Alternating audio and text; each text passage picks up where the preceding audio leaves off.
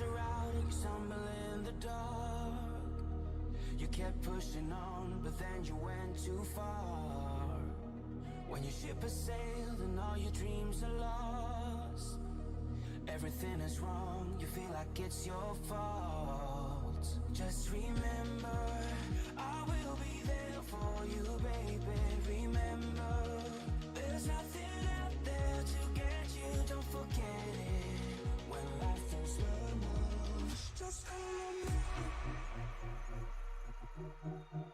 Just call me. Just call me.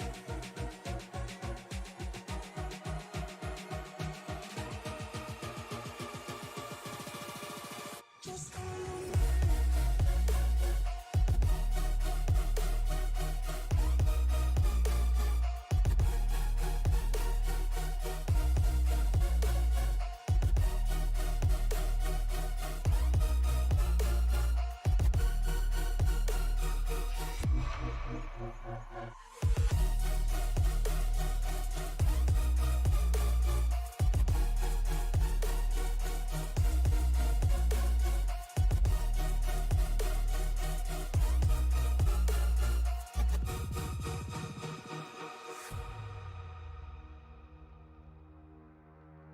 You're stronger now than you ever been. You gotta leave now, it's time to catch the wind. You will climb up high and look through the clouds. And when you're feeling low, I know you'll bounce back. Oh, and just remember, I will be there for you, baby. Remember, there's nothing out there to get you, don't forget it. When life throws lemons, just call me. Just call me. Just call me.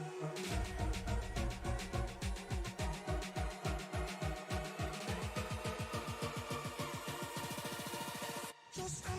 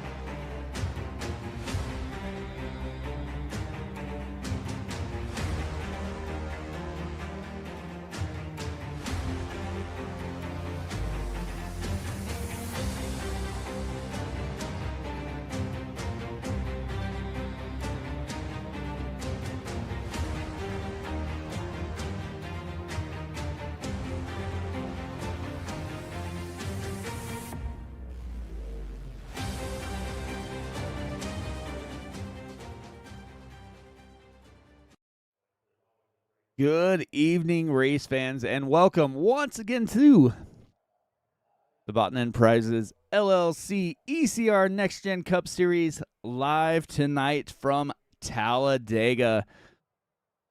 Taking a little super speedway action this week. Last week's winner of the Corn Shucker 200 was Tristan Bailey, and as of right now, it looks like Tristan Bailey is sitting on the pole. Looks like there's a couple drivers left to go, but don't think anybody's going to be touching that time at the moment. But welcome in, everybody, to the Cannonball Run 212 at Talladega Super Speedway. I'm Mike Damoni, up in the booth. Joined with me, as usual, is Joe Manella. Joe, man, how's it going? It's going pretty good, Mike. We are witnessing Tristan Bailey doing what Tristan Bailey does, and that's qualify up front. And we're going from short track racing to super speedway racing in back-to-back weeks, and going to be a little bit of an adjustment for these guys to go from a short track to a super speedway. But needless to say, it should be quite an interesting race here. Always is at Talladega at this 2.5 mile track. So we'll be looking to see what's in store for us this evening.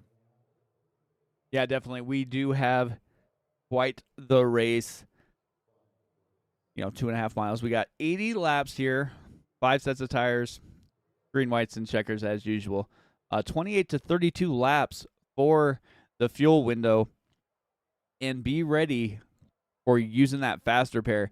These guys want to make sure that they have that unchecked at the start of this race, because you never know when that's going to come in handy. You don't want to use it a little early here.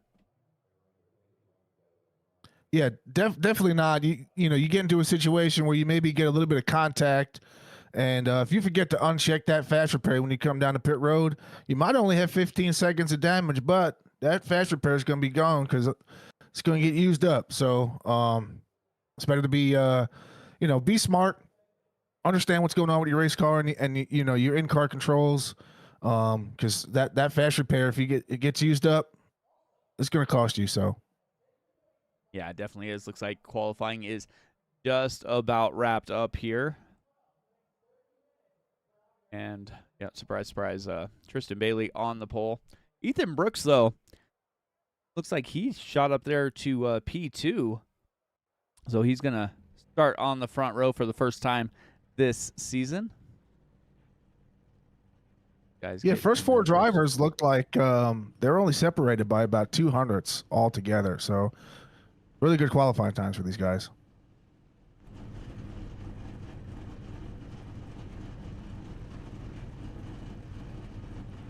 Drivers get in and loaded, and we'll start the grid walk. Got a good shot of Barney right there in that Yellowwood 500 booth. Yeah, sitting right there.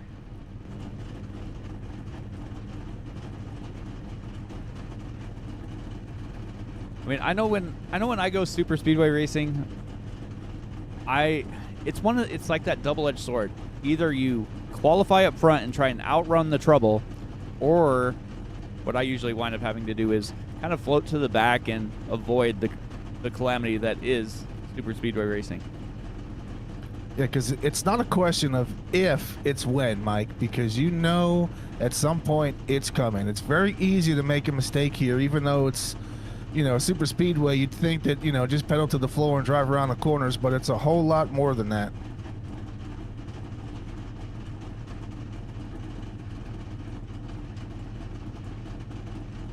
These guys should be ready to roll momentarily.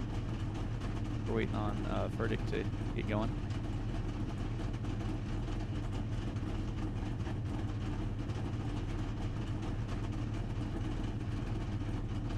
He is in, so go ahead and bring the grid up here. Got Tristan Bailey, Ethan Brooks in row number 1. As I said, Ethan Brooks first time on that front row.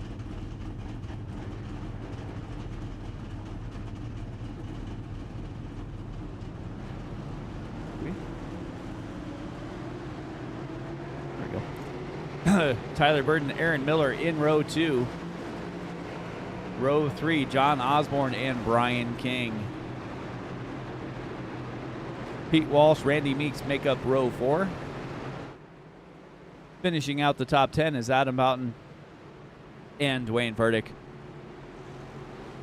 Christopher Howell and Jonathan Dominiques make up row number 6. Starting 13th is Alan Holtzman. To his outside, Gary Nash. Ryan McCall and Evan Marlowe, 15th and 16th. Row 9, Robert Roth and Doug Denice. Douglas King and Christopher Roth make up row 20. Anthony Ludi and Kane Lee in row 11. Row 12, Kent Mueller and Michael Carter. like Michael Carter might have just been able to jump in here momentarily. So just getting in time, going to start at the tail end of the field, but that does not matter here at Talladega. Definitely not. You can you can start first and finish dead last, and you can start dead last and finish first. So anything is possible here at Talladega.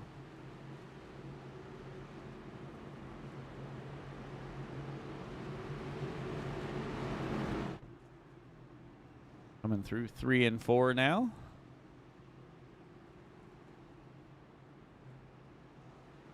Tristan Bailey has about a car length lead on that outside lane as they start to get lined back up here.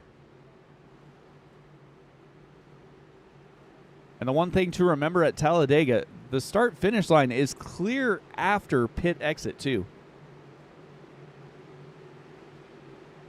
Pace car is in. Tristan Bailey ready to lead him on down to get this cannonball run started here at Talladega in the restart zone. Green flag out, and we are racing at Talladega.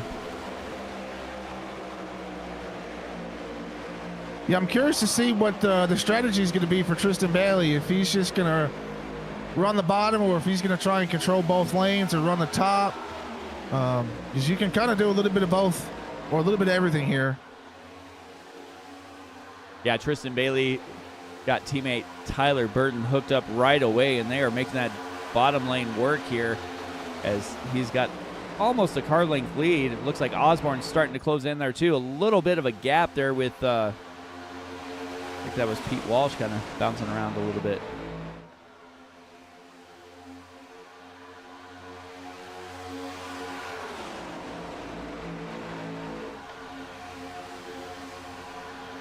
Yeah, these front row cars, these front 4 cars, they're really hooked up. Just need a little bit of help from behind, but I'm sure that'll come with time as everybody gets settled in. Yeah, you can definitely see the drivers that kind of work together earlier in practice and such, and the teammates as well. You know, you got Bailey and Boughton, and now you have that outside line. Ethan Brooks and Aaron Miller hadn't really worked too much, but now they're starting to line up. Looks like Miller got a little bit of a push there from Brian King. Had to kind of go a little higher than he wanted to, and that forced Ethan Brooks to kind of back out of the gas. Tristan Bailey goes up, tries to block that high line. The high line goes wide, and he is left in the sucker hole going backwards in the middle. Yeah, the number 23 car, Ethan Brooks, now taking the lead here as the 10 car, Aaron Miller, gets up on his outside. Unfortunate for Tristan Bailey getting sucked up in that hole, but that just goes to show you, Talladega, you can run up front. All it takes is one misjudgment, and you can end up back in the field. Yeah, I think he was trying to if that outside lane would push him, and then him and Tyler Boughton there could kind of work both lanes. Did not happen as Brian King gets almost up into that outside wall behind Aaron Miller. If you have teammates on that front row and you can control both lanes, you kind of dictate the pace of the race. Yeah, absolutely. I think the most important thing for these guys to remember is we're only 3 laps in. We have 77 more laps to go, 76 now, and it's more of a patience thing, right? You want to be patient. You want to make sure that you keep yourself in a good position, for the finish. But also, just as equally important, is going to be that pit road entrance. You want to get yourself set on the bottom. You don't want to get stuck on that outside. So this way you can make that first round of green flag pit stops, because that's going to set the tone for the rest of the race. Yeah, it definitely is. And up front, Tristan Bailey battling back on that high line, got right behind Brian King, gave him a little bump, kind of got him out of shape. So I don't know if Brian King's just not used to that big push that Bailey gave him, but kind of slowed down that outside lane a little bit. Ethan Brooks going inside outside, trying to find a comfortable spot there behind Aaron Miller as well.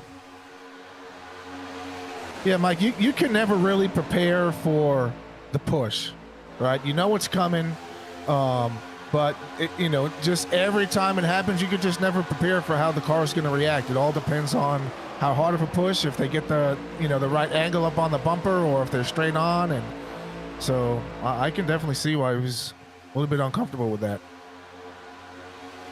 Yeah, definitely just see him get out of shape once again. It looked like Tyler Burton. Yeah, Tyler Burton jumped to that outside line in front of Brian King, trying to get with Tristan Bailey in that outside lane, but King is separating Bailey and Burton. Oh, Osborne down through the infield. Takes a jump on pit exit. A little bunny hop coming over that grass right there. Looked like it.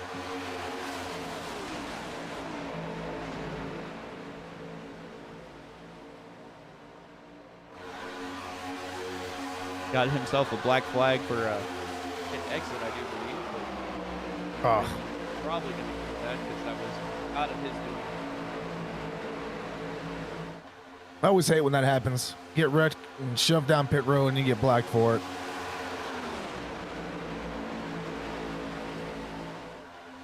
Yeah, it's one of those things that you try and avoid it, but that's just where you wind up being.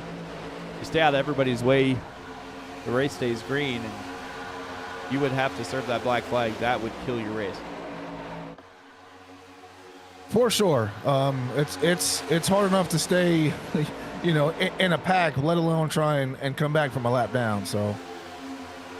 Yeah, speaking of coming back from the lap down, Jonathan Dominic's up 10 spots now, leading that inside lane. But bad news for him, Bailey and Burton hooked up in that outside lane, and they are starting to push their way past him to the front.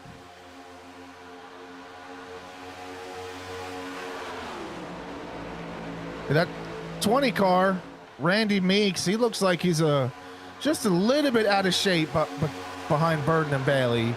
So he's definitely going to want to try and just sit in line here and feed off that draft.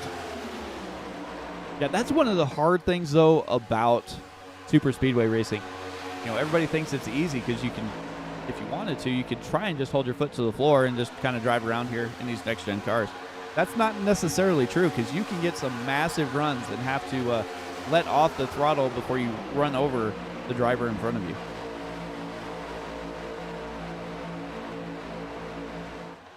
Yeah, unfortunately, there's a lot of drivers out there that don't really understand that, and but it looks like he's doing a good job. You see, he does get some speed coming out of the corner exit, and that's kind of when he starts to go a little bit wide. So maybe that's just his strategy. Maybe that's his way of controlling the car. But outside line really getting going here. Burton, Bailey, Meeks. The 88. Gary Nash.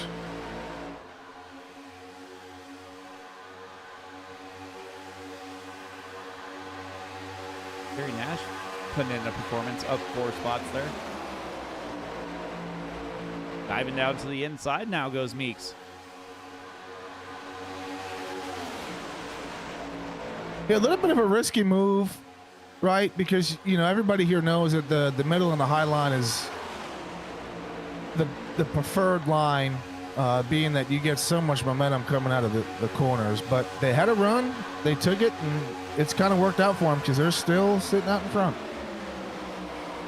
Yeah, they're still sitting out front, and Gary Nash just ran the fastest lap of the race with a 48.01. So some solid speed getting put down here at Talladega. Yeah, we're 10 laps in. We got plenty of time. Yeah.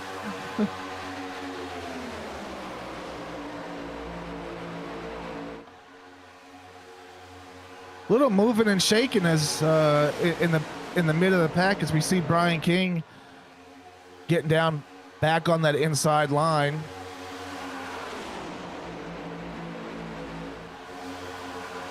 Behind Ethan Brooks. Ethan Brooks back there a little ways. Brian King. Like Christopher Roth making a move in that outside lane too. Yeah, and it was a little bit of a checkup there. Aaron Miller kind of got checked up a little bit, and Meeks tapped him on a bumper.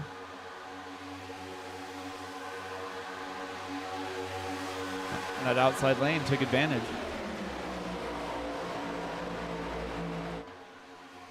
It doesn't take much for that momentum to shift at all.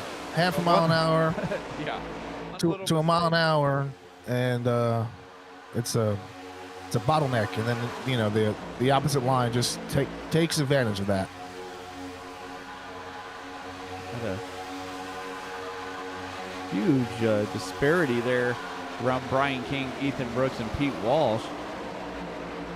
With that back half of the field just kind of all of a sudden imploded there.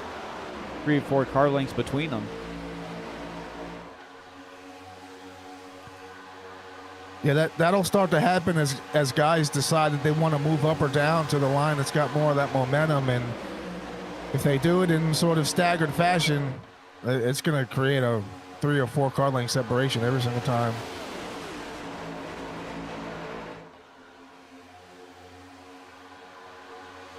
Kane Lee dropping down to the inside, trying to see if he can make the bottom work.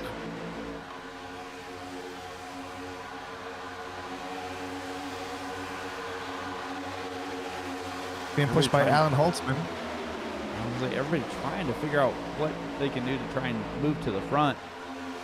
Christopher Roth in that outside lane is closed in on Evan Marlowe. Haven't seen any Marlowe fans in the YouTube chat yet tonight. Usually they're going wild. Oh, 3 wide. Brian King stuck in the middle. That could have been dangerous. Yep, that was a little too close for comfort, and you see a little bumper tag going on as well.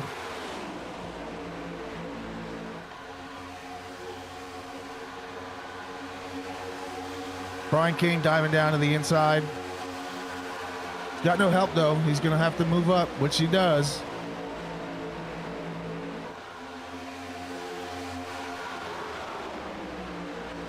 He goes down to the bottom again.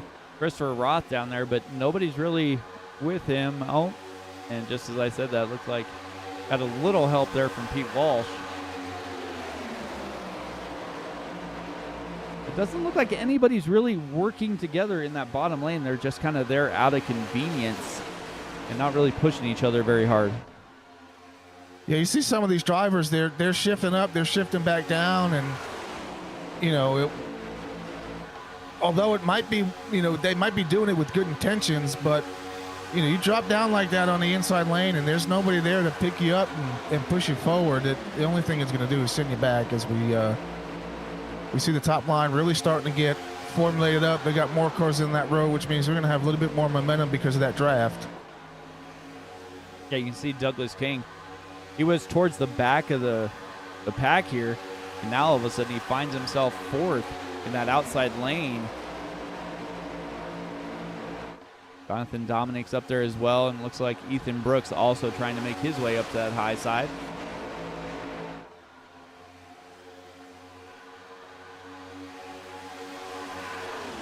Yeah, Douglas King up 15 spots from where he started. Starting back in 19th spot. Now he's going down to the inside and see if he can't make a run for the front.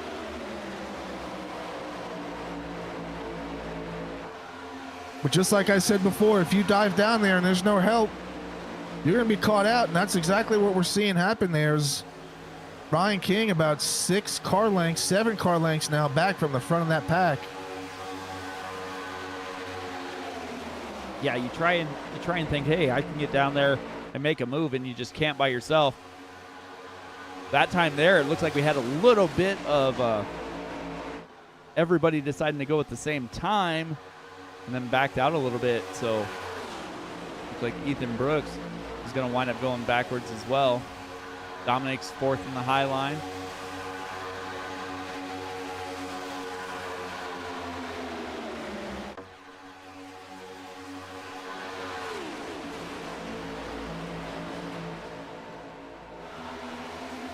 I mean, that outside line, I was going to say, that outside line has 3 teammates right in a row, so you definitely know they're going to all work together.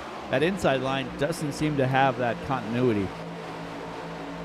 Yes, especially, you know, working with teammates all on the same radio frequency, and they can strategize. The guy in the back, he sees the bottom line getting a run, and they can move down and block it. And then when they're down on the bottom, if the high sign starts to get a run, the guy in the back of that pack can tell them, hey, let's move up now and block that run. So definitely a great advantage when you have some good, solid teammates you can communicate and work together with, as we see these front three doing.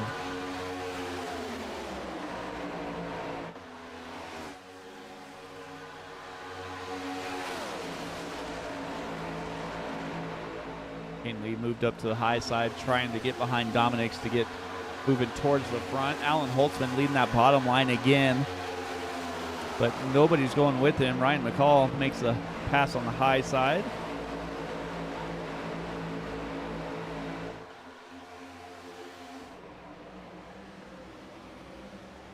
And then they kind of fan out again. And it's going to be a little interesting as we see they're coming up on some lap traffic. Oh, and he goes high. John Osborne.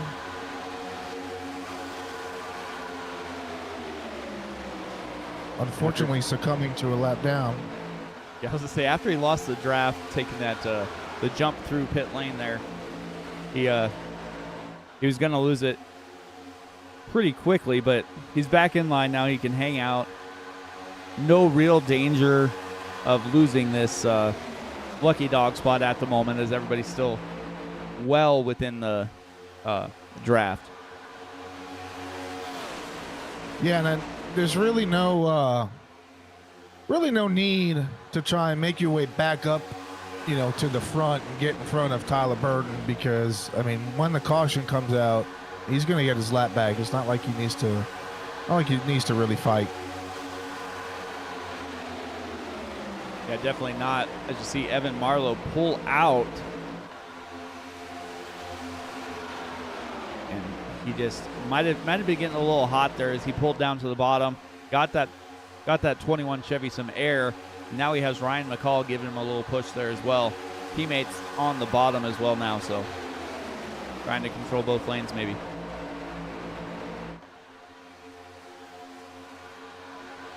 Yeah, that could be a little bit of a fuel strategy here, as they should be pitting here within the next 15 or so laps.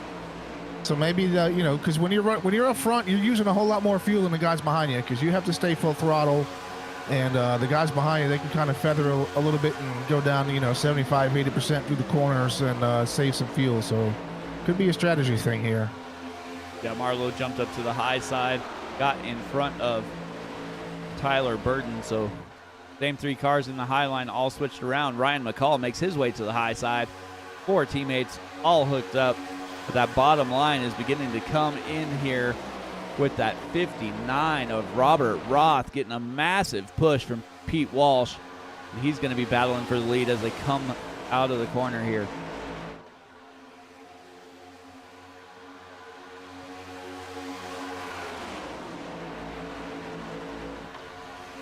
Yeah, these top 4 on the top line, they're gonna have their hands full.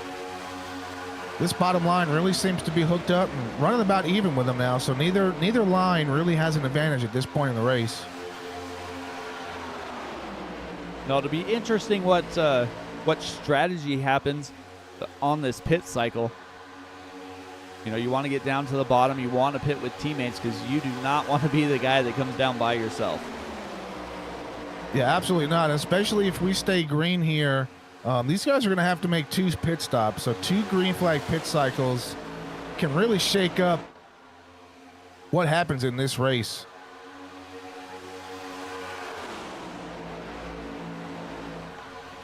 As we were watching practice, a lot of these guys were getting hooked up together and coming down and practicing their pit road entry, especially if you come in with a group of people. You got to be prepared for the guy in front of you to brake harder, and you got to make sure that you don't run into the back of them, because everybody's going to go around and you're going to be stuck. Yeah, that is one thing that you have to pay attention to, is when you come down and manage that gap.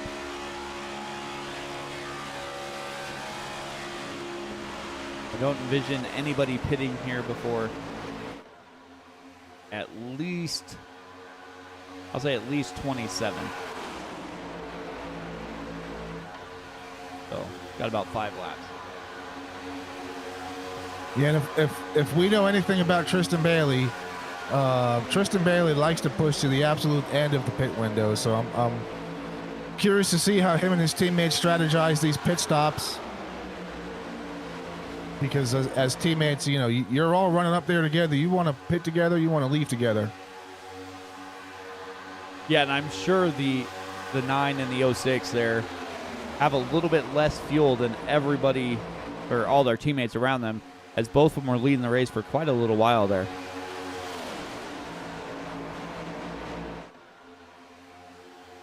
Oh, Kane Lee going to go high, almost push it 3 wide there in the back of this group.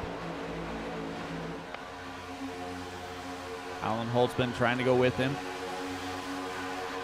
Dominic's kind of stuck in the middle, but that outside lane starts to pull away and they line back up.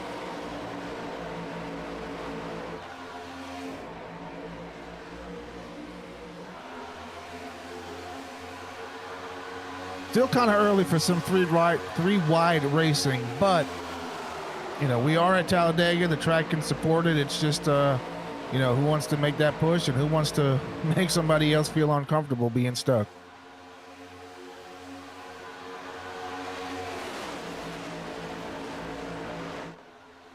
Yeah.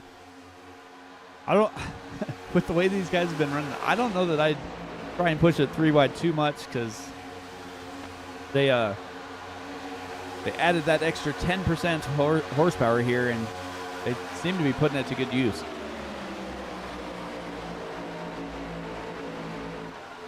You know, you hear that number 10%, and it's a small number, you know, numerical wise, right? But when you add 10% horsepower to these cars in the draft, I mean, that's a big jump, right? You know, you're going from, you know, 750 horsepower to now you're going to have, well, about 825 horsepower. That's pretty considerable, especially here at Talladega. Yeah, it definitely is. Marlowe's pulling back to 6th here on the outside. Outside lane just not doing enough here is Robert Roth and Pete Walsh leading it.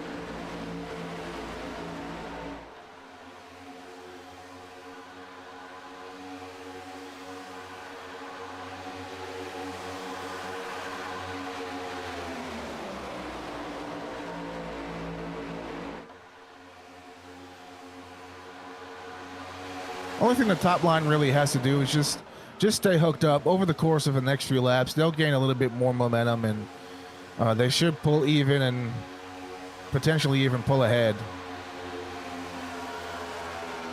Yeah, the only problem they're going to have to worry about is if that inside line's still there when they are going to think about making their pit stop. So they could definitely have to set it up a lap or a couple laps in advance here.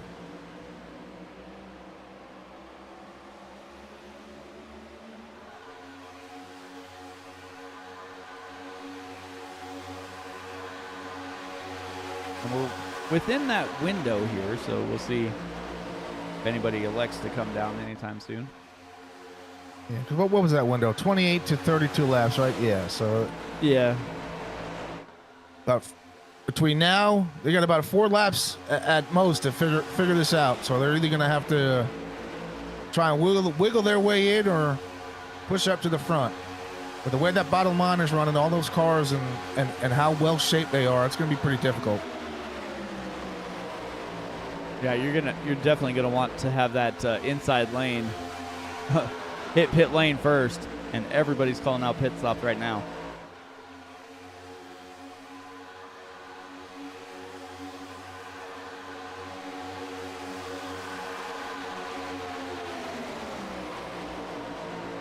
You know, that'd be a pretty cool feature for iRacing to add if, you know, you hit your button to pit in and it sticks a little hand out the window like they do in the real life racing. All right, first cycle of pit stops coming down.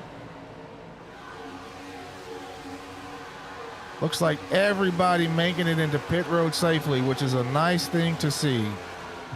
I said, looked like you got a little close there, but everybody made it in. Don't see any penalties as far as unsafe pit entry so far, so should be good.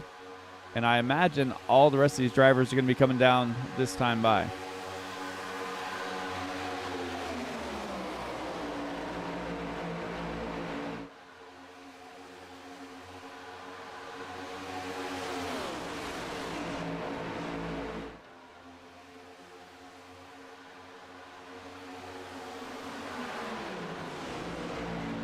There's some speed coming in.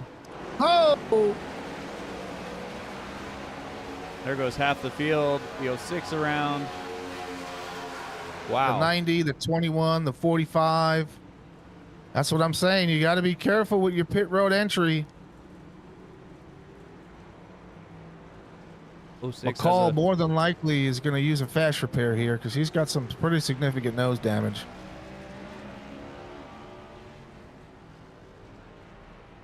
Has a black flag for unsafe pit entry. So that's going to throw a wrench in the whole race for those drivers.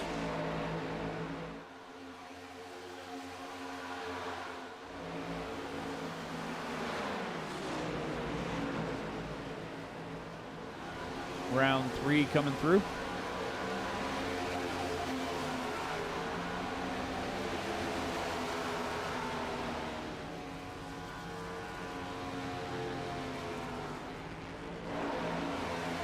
Kent Mueller stayed out. He's the only driver that did not come to pit lane.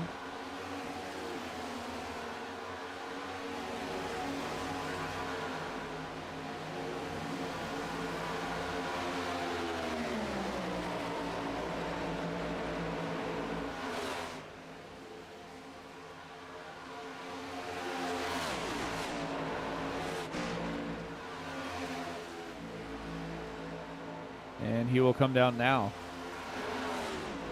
Remember what I said about not wanting to come down by yourself? Yeah, that's the. I'm not sure what the strategy was there because, I mean, you got to pit with at least a buddy. So I don't know if maybe he's planning on you know, just coming out and getting hooked up with another pack, but hopefully it's not the. Hopefully he can get out in time so he doesn't go a lap down.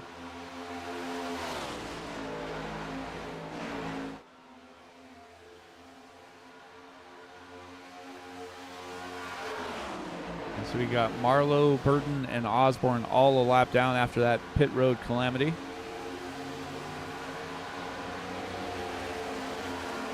Kent Mueller just leaving pit lane, gets blown by all the front runners here. Nice, Ludi, Boughton.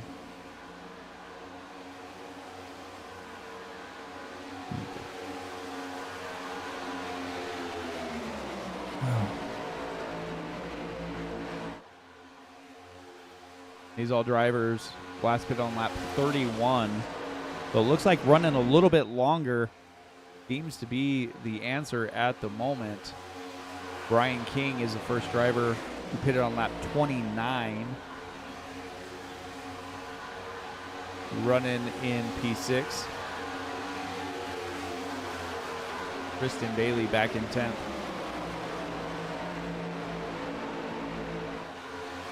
It's almost a luck of the draw with where you get, you know, for when you get to pit, right? You pit early, you get the advantage of getting the lead during the green flag pit cycle. But later on in the race, you really got to be careful with how you strategize because you don't want to pit too early and you definitely don't want to pit too late.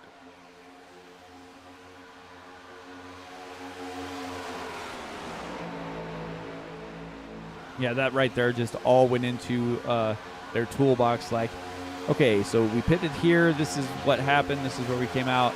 And then you just strategize from there what you're going to do with the next pit stop you're going to have to make. Yeah, because we see that the two groups that pit, they're back up all running together. So didn't take long for these guys to kind of get hooked back up and back to double file racing. no time at all as Brian King takes the lead in that outside lane with Christopher Roth and Pete Walsh.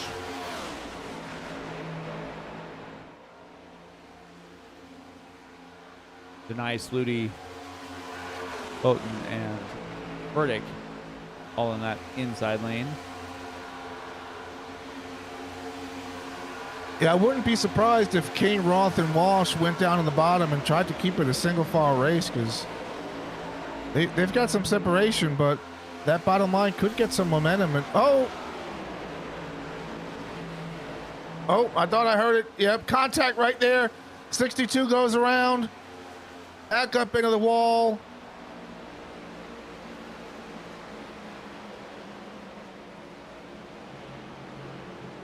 One car of Christopher Howell getting caught up in that, and that's going to be the 62 of Christopher Roth. End up getting the short end of the stick there as he just goes ahead and tows it back to pit road.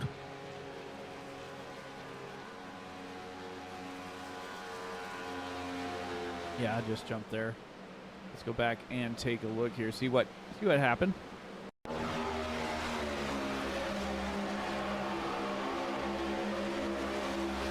Just sawing back and forth on that bumper.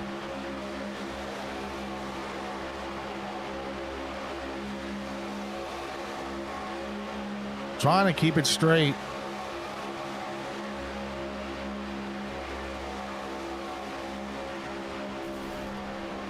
Oh, he blew it up. Yep. Oh.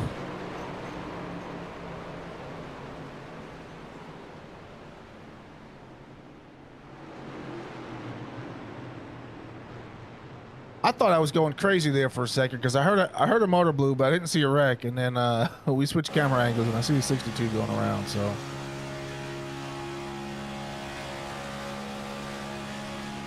yeah, it's one of those things with these next gens. You get right on that bumper, and then all of a sudden it's just going to let go.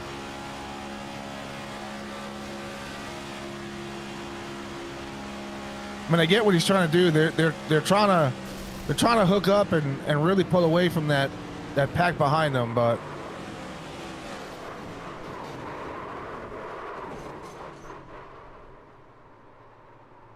yeah, that's gonna bring some rain clouds on a sunshiny day. Let's see what happened here with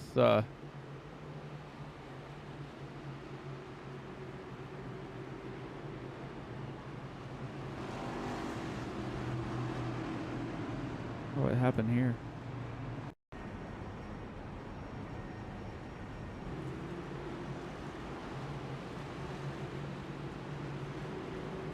There was a car that went on and T-boned Mr. Roth there.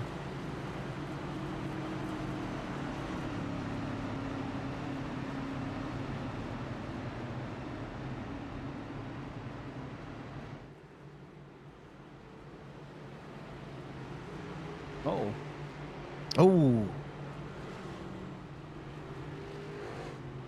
16 hit the wall and wow.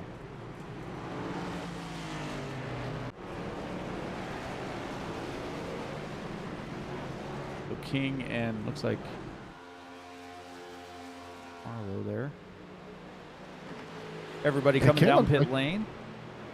King looked like he had some wheel damage there. Yeah, he hit that outside wall pretty hard, it looked like.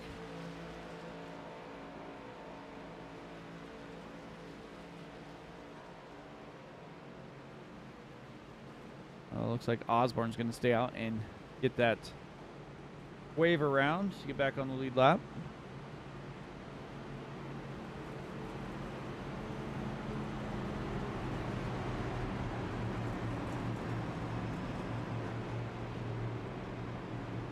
Yeah, this caution's going to change the dynamic of the race as we see the field coming down and topping off with fuel. Try and go a few extra laps before they come down and make that green flag pit stop, as they will have to come down at least one more time.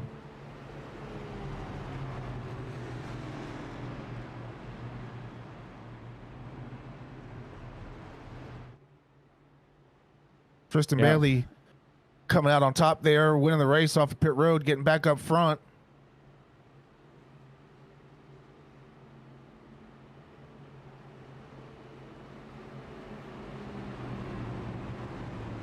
Should be letting Osborne go by when they get to that start-finish line.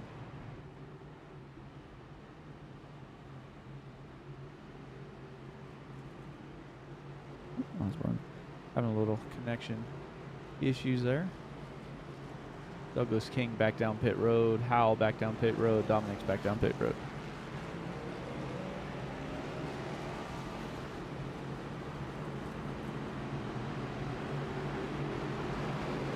Osborne's going to take the wave around. You see he's got some damage on the front, but if he can stay sucked up in that draft, it shouldn't affect him too much, and he can save his fast repair for later on in the race.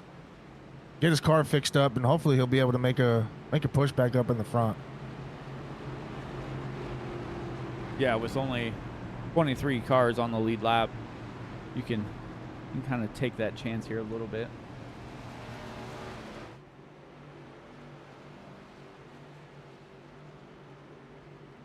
Yeah, if he was going to be out in clean air, I'd advise otherwise, but he'll be in that draft, and if he can stay sucked up to it, I think he'll be all right.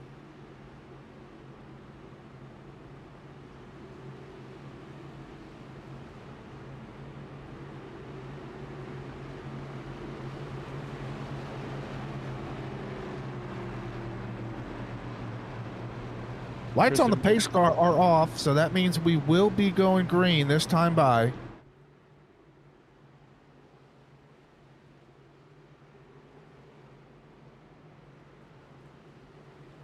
Tristan Bailey, Dwayne Furtick, Pete Walsh, Ryan McCall, Brian King, Anthony Ludi, Doug Denise, Adam Boughton, Michael Carter, and Ethan Brooks make up the top 10.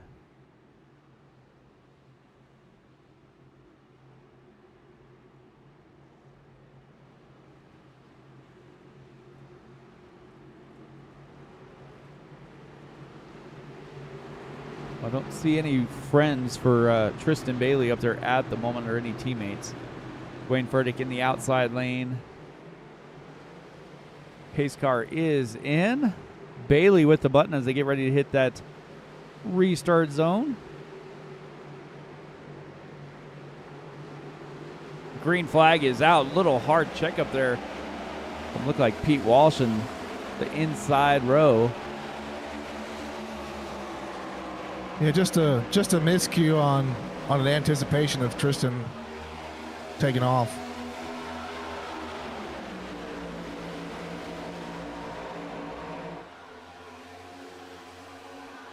It's one of the difficult things about starting right behind the leader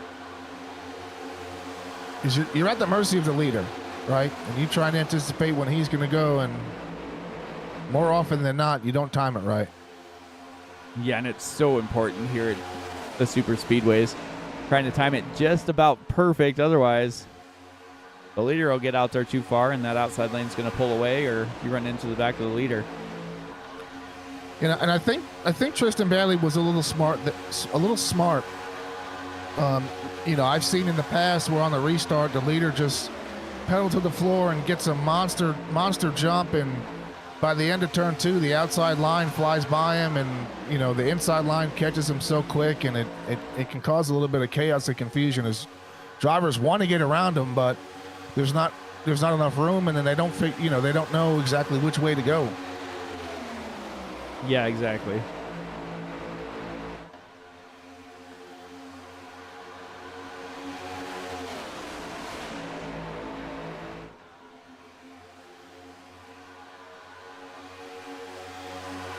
Bailey's making that inside lane work fairly well here, even with a new driver behind him.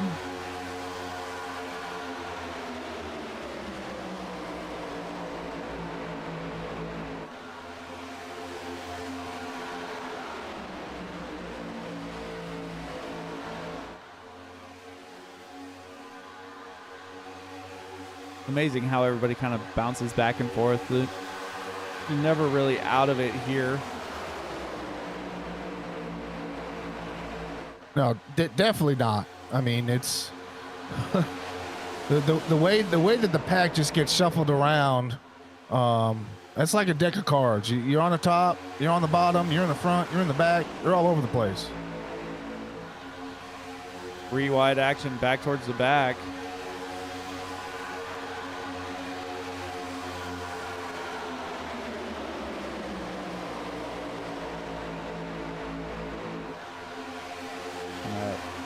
Didn't last too long there as that parachute all of a sudden pulled out and back in line he goes.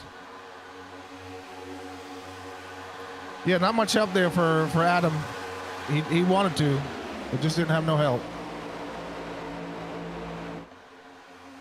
Well, and that's the thing. Like, that outside line will work, but you've got to have a little bit of help.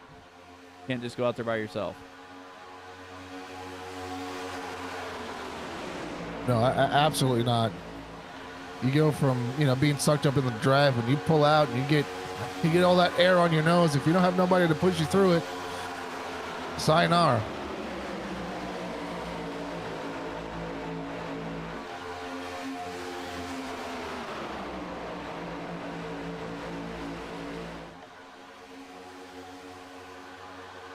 Now it looks like he's got a little help on that outside lane. Like Ryan McCall goes up there.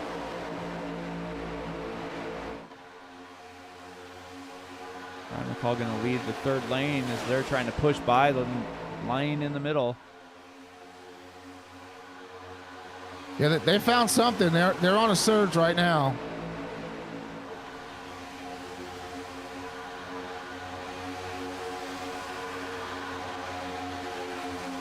Call kind of gets shuffled out of line right there.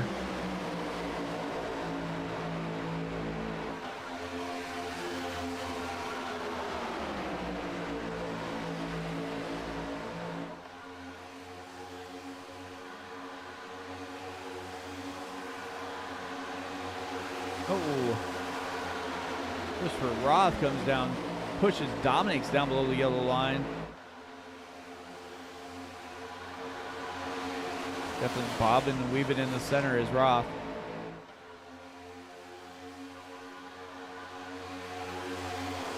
Yeah, and with how far back they are, they're at the mercy of some of the dirty air that's coming off of that draft, because you're getting hit from both sides.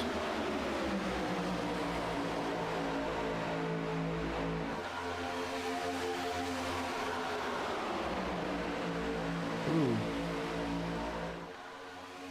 Boughton just came up high there. Boughton just not quite under control there in that outside lane as he'd like to be.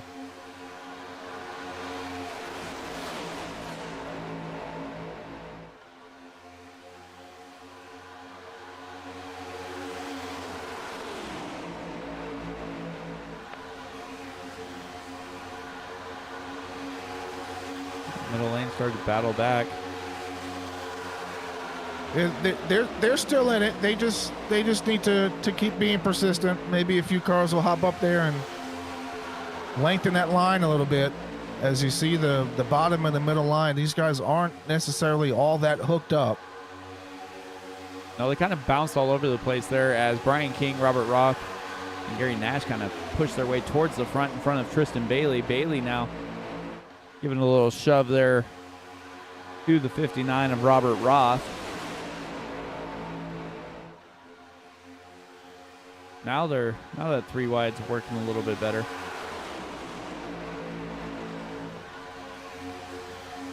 McCall jumps out to the high side.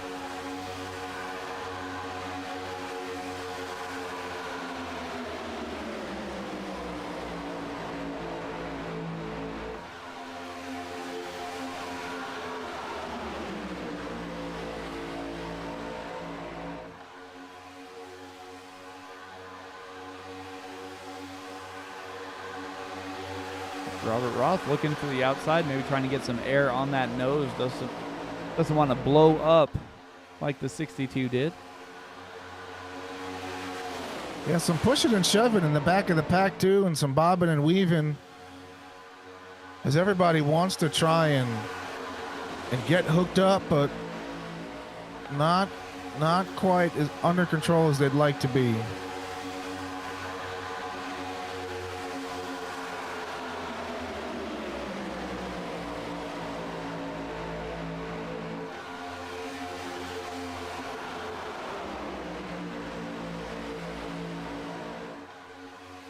And judging by the pit strategy here, I think almost everybody's going to try and push it just a little bit further than they went that first time to try and make it to that pit window a little bit easier here.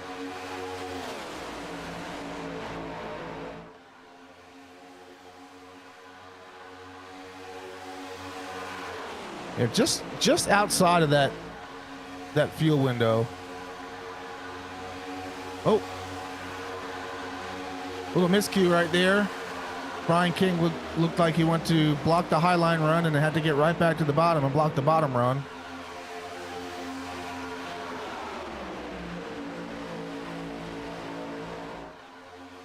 Yeah, with 30 laps to go, sometimes it's best just to stay in the line that you're in instead of trying to block, but tried to take advantage. Tristan Bailey went up to the high side and is got that outside line moving. Marlowe back up into second here and working well with Tristan Bailey.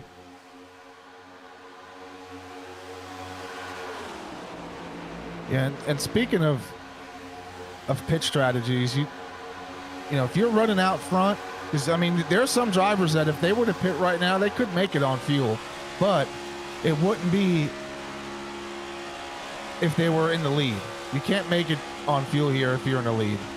So no, you want to make at least, I'm going to say probably 5 more laps.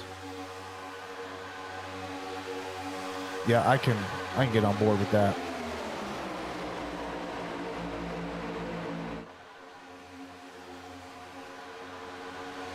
No more 3 wide action. Everybody is kind of falling in line. We're back to some double file racing here.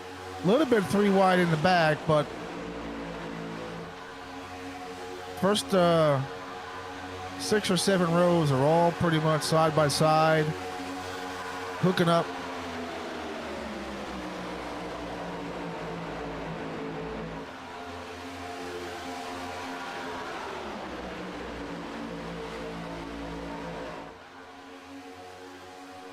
You see those teammates back together on the high side.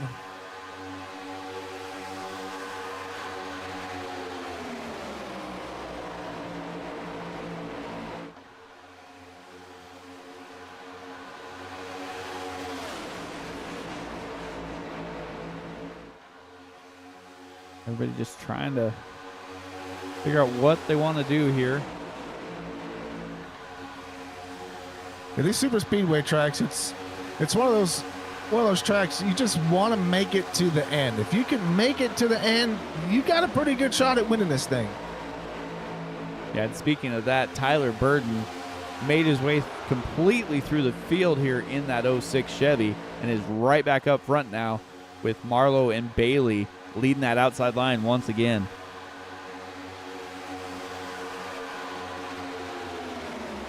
And I could almost put money on it that they'd like to stay hooked up and be able to clear that bottom line and start thinking about when they want to pit.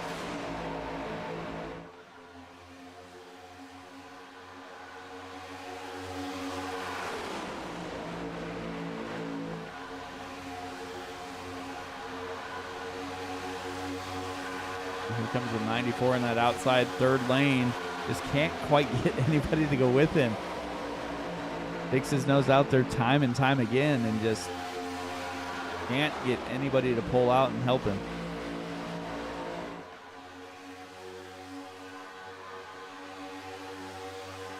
And Boughton back in line once again.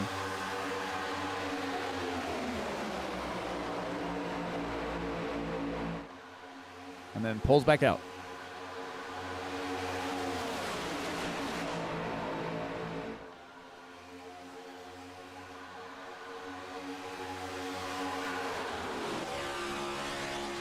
That was a little slingshot action between the teammates. I guess Marlowe was getting a little hot, and Tristan Bailey said, "Come on around." Yeah, Marlowe was leading up until we had that first caution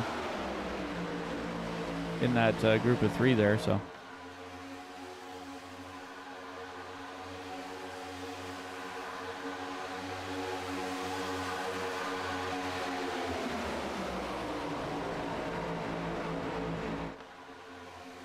Oh, caution is out.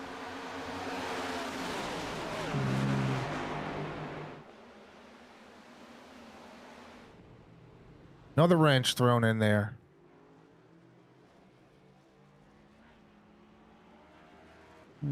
Looks like verdict, maybe?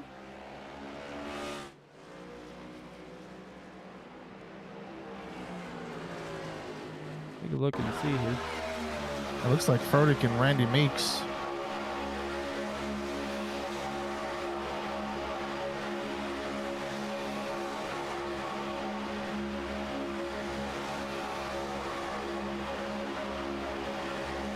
Oh, yeah.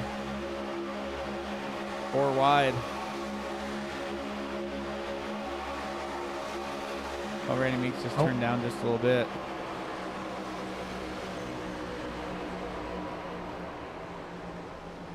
Yeah, I wonder if maybe he didn't realize he was there. Sometimes a spotter doesn't tell you if you got a car there. And he's right there in that blind spot, and he could have just turned down right into him.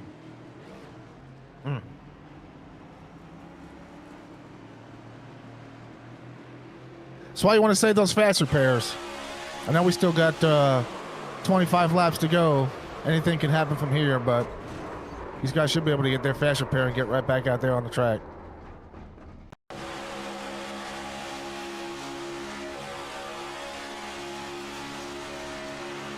Looked like Furtick kind of got pushed a little bit more than he wanted to. Yeah, it looked like there was a little bit of... Yeah, I was saying, it looked like there was a little bit of checkup here. Yep, as you can hear Randy get off the gas right there.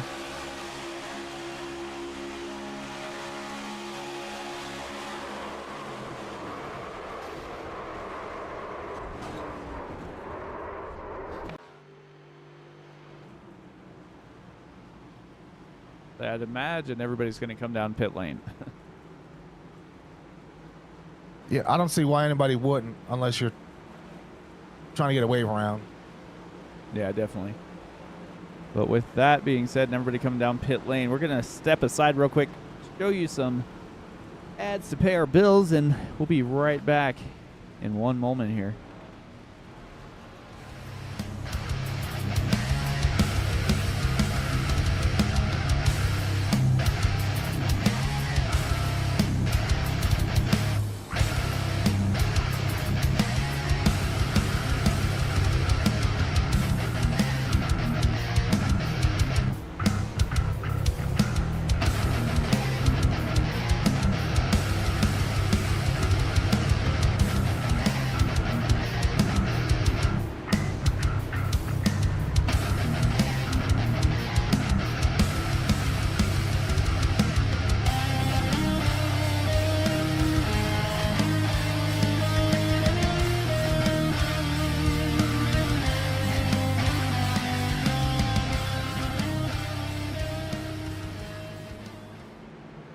Racing Setups is the longest running setup shop on iRacing.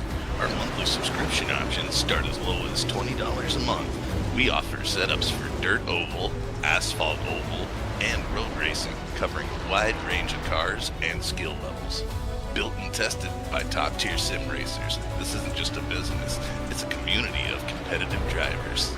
If you want to better your iRacing experience, head over to PremierRacingSetups.com today. And remember, if you don't get one, you're going to chase one.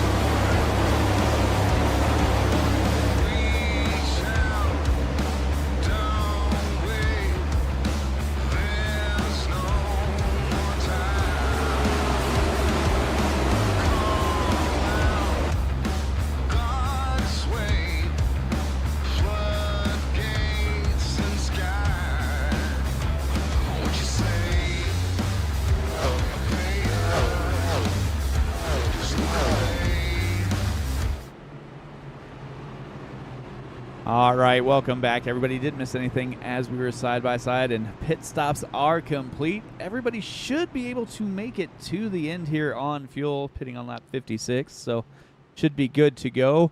But if you thought that that was a little action-packed, I can only imagine what's going to happen here when these laps start to count down a little bit further.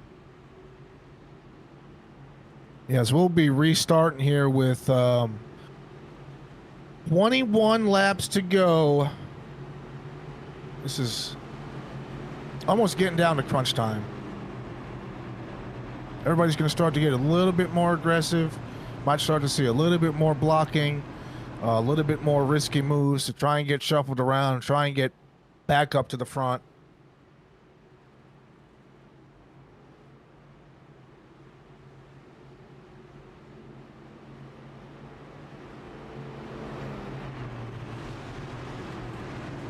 Brian King and Evan Marlowe going to be leading them on down here.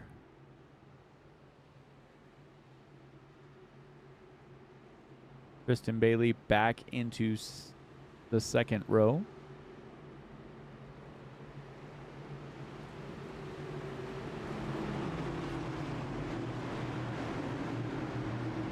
Can't rule anybody out here.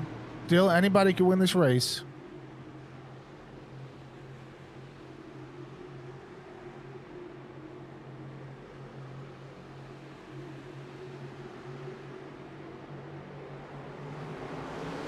Brian King gets that restart zone, gets a huge jump.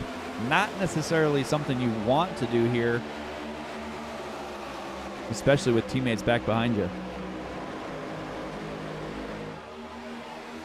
Yeah, we talked about that early, getting that jump. You got to make a decision quick what you want to do here.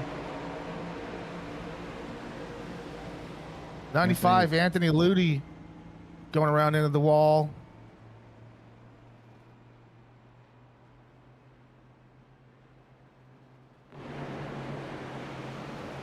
Not sure what happened there.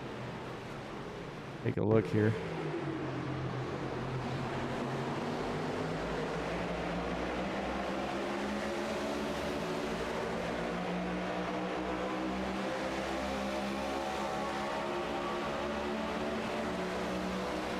Oh. Yeah, he wasn't clear. That was not clear. Osborne gets hit again.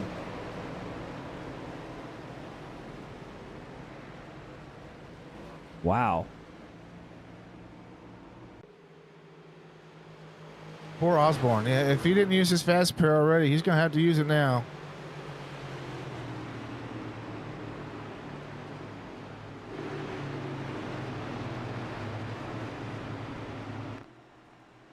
Yeah, definitely has some damage there on the nose to that number 11. Yeah, it looks like, I think he might have already used his fast repair because it looked like he had some splitter damage in the center and in the nose, and that looks clean, but now he's got some right side quarter damage, so.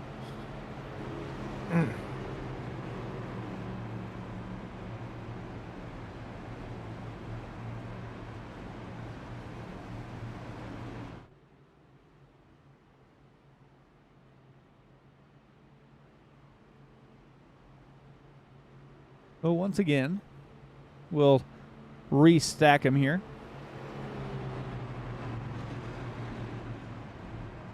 Well, you know what they say, cautions bring cautions, and we've just witnessed that firsthand.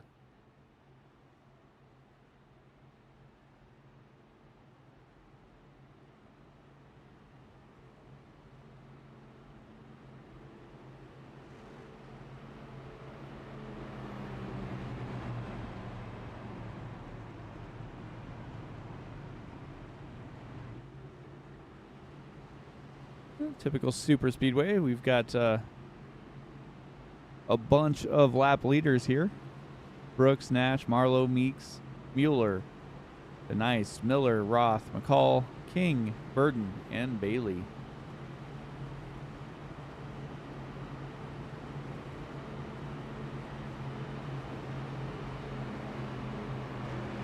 A lot of guys getting some extra bonus points for leading the lap.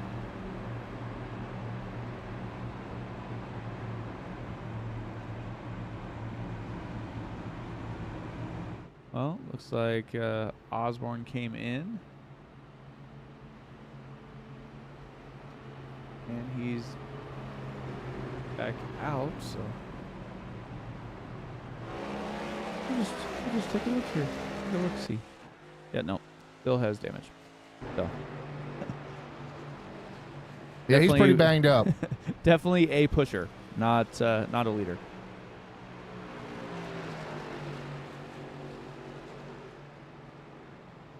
Yeah, that's unfortunate because he hit the wall pretty hard. Yeah.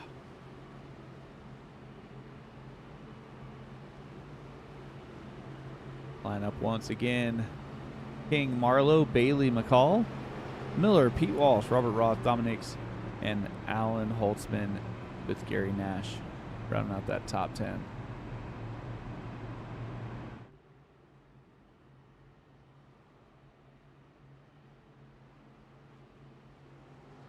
Marlowe going to try and get that outside lane to work, I believe. Able to. The lights are still on the pace car, so we're not even ready to stack them back up yet. Must have extended it.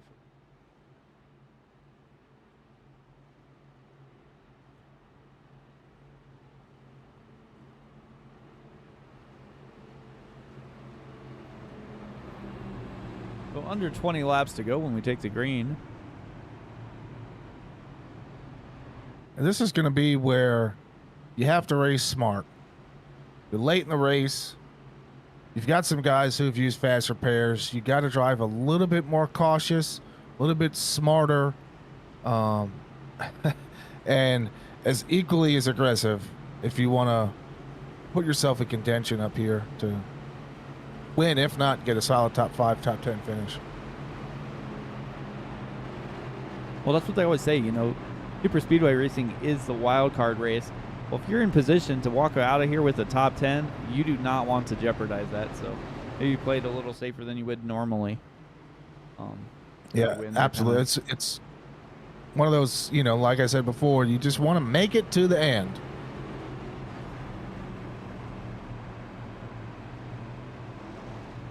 You got Marlowe in the high lane, King in the bottom.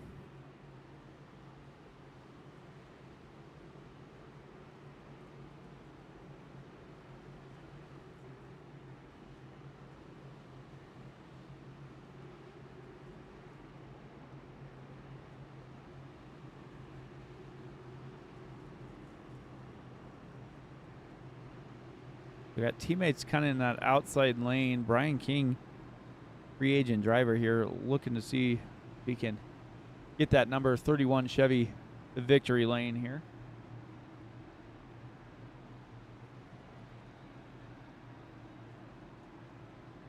He might have his work cut out for him if Marlowe and Bailey can get hooked back up.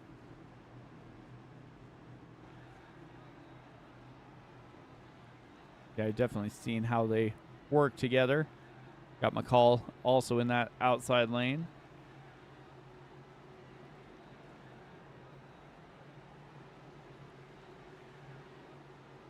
Burton's going to have to do some work to get back up there with them too, but shouldn't be too hard for him. Just make some smart moves and pick the line that's going faster. Yeah, he worked his way through the field once before. He'll have to do it again as he is outside that top 10. Brian King with the button as they get ready to head towards that restart zone. Looks like a little bit smoother restart there from both lines. We'll see if Bailey tries to move out to that outside line and get with teammates. King slides up in front instead, and he's going to try and play fiddler on both lines.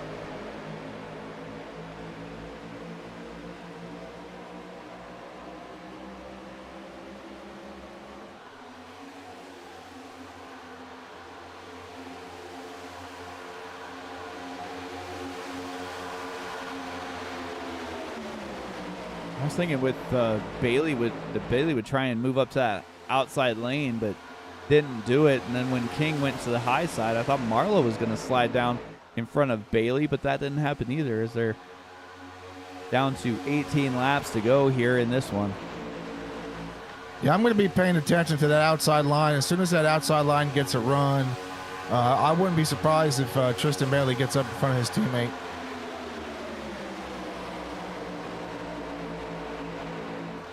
Looked like he was going to there, and then he just stuck back in line.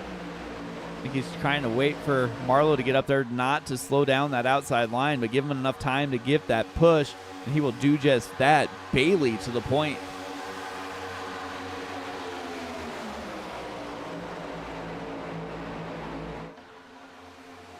A little squirrely on the bottom.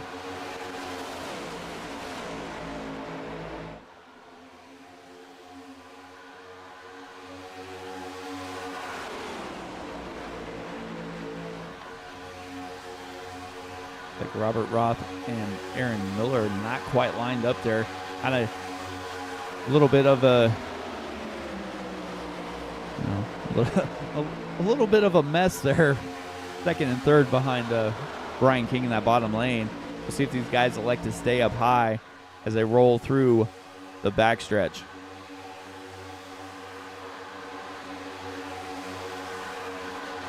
And Burton kind of in an awkward spot there, losing positions as that high line gets momentum and cars start to shift forward.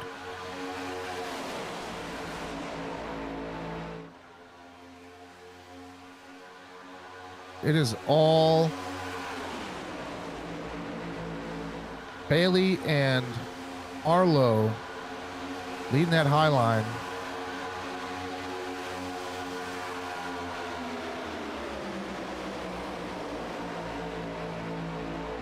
They are making some moves up there. Tyler Burton. Pete Walsh, he's going to want to get up a little bit closer there to Ryan McCall. Keep that line going.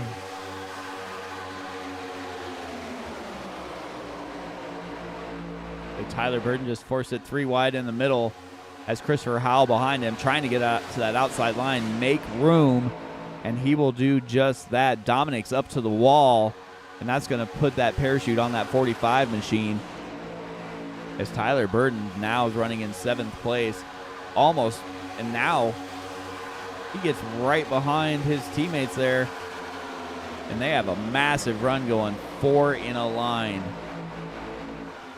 Yeah, we knew he was going to make it back up there. He did it in pretty dynamic fashion, just bullying his way through the pack.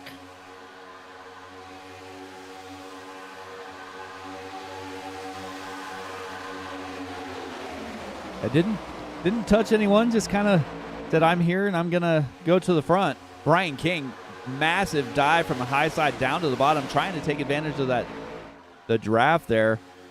But nobody is with him, so he is going to kind of stall out on the bottom line.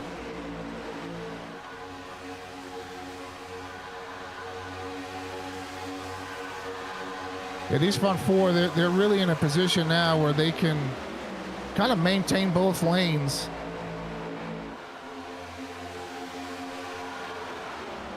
Yeah, they just decided they were going to run away here. And nobody has been able to catch them now after they got set up. Christopher Howell kind of tugging on the coattails there. Stay in line. Looks like Pete Walsh is back there as well as Robert Roth. But nobody's trying to make another line work at the moment.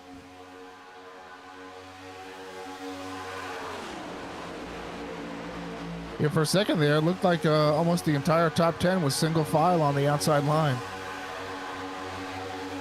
Oh, Aaron Miller gets turned down the front stretch. Aaron Miller hard into that inside wall, back out on the track, continued in the right direction here. But that 10 machine has some massive front end damage after contacting that inside wall. Push gone bad there as Brian King gave him a push and sent him down into that inside wall. Yeah, and I know this. These top 4 drivers here, they're how do I say this? They're ecstatic that the caution didn't come out. Yeah, they definitely do not want to see that. Christopher Howell goes down to the bottom side, gets in front of Brian King. Brian King all over the rear bumper here, pushing as hard as he can. He knows he has got to get these guys to move. and that's what caused the incident there with Miller.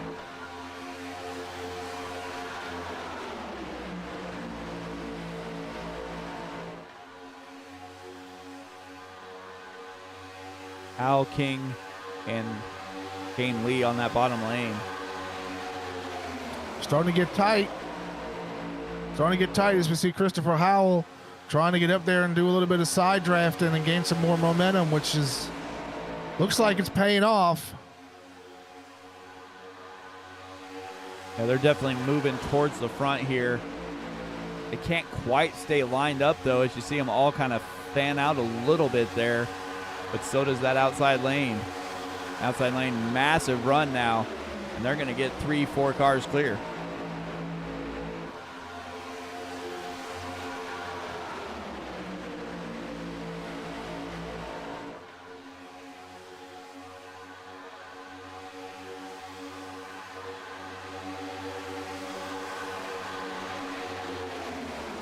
And that's the worst part. If you're the front four, you don't want to take two and go down to the inside to try and block that line.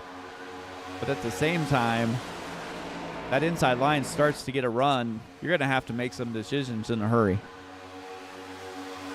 Yeah, ideally you'd like all 4 cars to slide down and then slide back up, but it's going to be pretty difficult here as we're now inside of 10 to go. Be a lot of aggressive moves here coming up. Yeah, 9 to go, 3 wide again. As the 94 tries to will the third lane to come in, and nobody's jumping up there with him.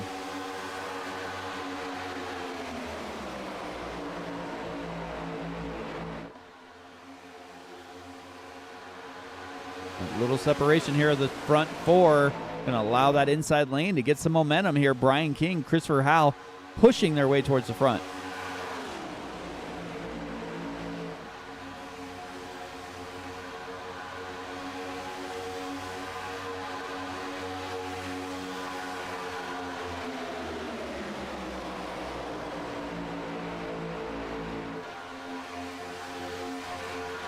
The front three in the bottom row are staying fairly well lined up here. And Kent Mueller is starting to close in as well on that bottom line to keep that line moving. Yep, King with a big push. Yep, all 4 of those cars hooked up really well, pushing that bottom line out in front. Got a little squirrely there as they started to separate.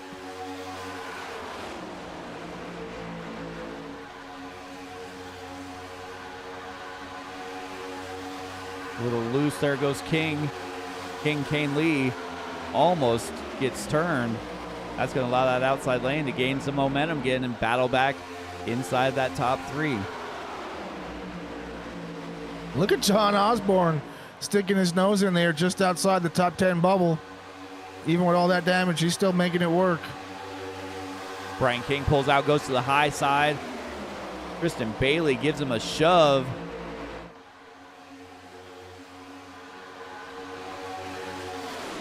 Now that outside lane's going to battle back here. 7 laps to go. 6 when they get to the stripe.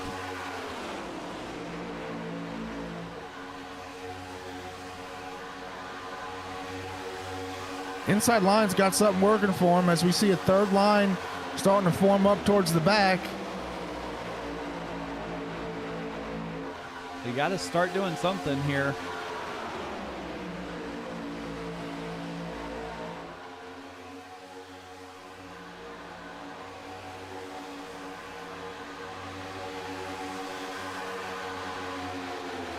That's a 59 of Robert Roth trying to make that outside line work.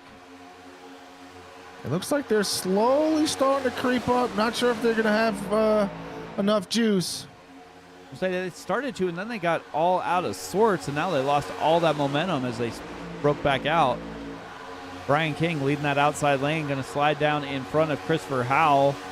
Tristan Bailey going to try and side draft a little bit, keep some momentum here as Brian King gets pushed out in front. Going to try and slide back up. No, he does not. He goes sliding in front of Christopher Howell. Howell almost gives him a little turn there but they are able to maintain that momentum and pull away a little bit. Yeah, we're getting ready to see some real tight and some real risky racing here. Hopefully Brian King can make the smart moves and the correct decisions and hold everybody off. As a free agent driver, he's not got much help. If he's going to have any help at all, it's going to be from somebody else, not a teammate. Aaron Miller up on the high line rolling through here. Trying to stay out of the way. 4 laps to go. Who's it going to be here in the Cannonball run?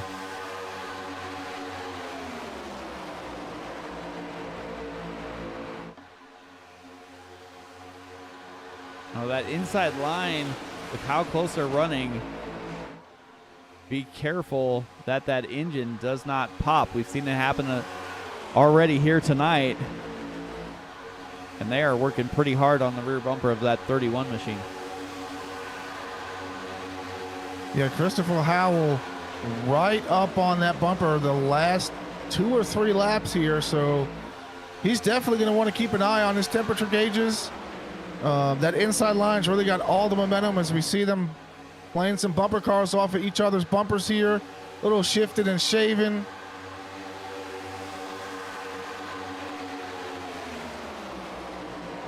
As Howell looks like he wants to try and go on the outside. Not quite the help there that he's going to be looking for. Now Howell's trying to set it up where he can make that move. Especially if Brian King tries to slide up like he did there. The outside line just needs a little bit more help. Kane Lee gets pushed out of line, and that's going to allow that outside line to come in. And they're going 3 wide, leaving Kane Lee in the sucker hole in the middle. And that's going to give all the momentum to the bottom line. 3 wide, 4 wide.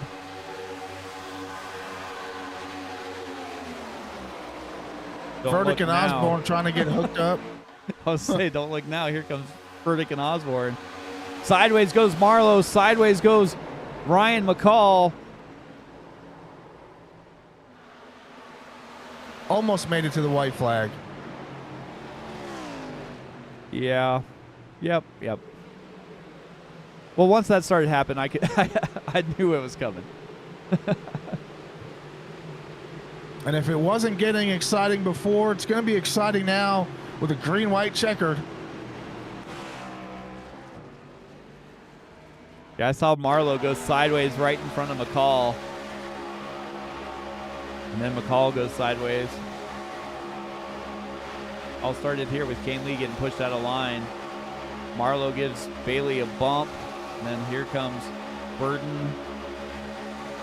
Everything's all right so far.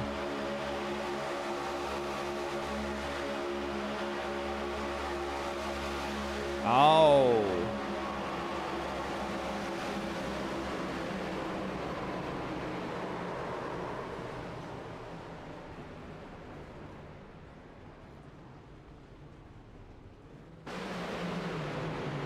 That must have been the 59. Take a look here at the 59.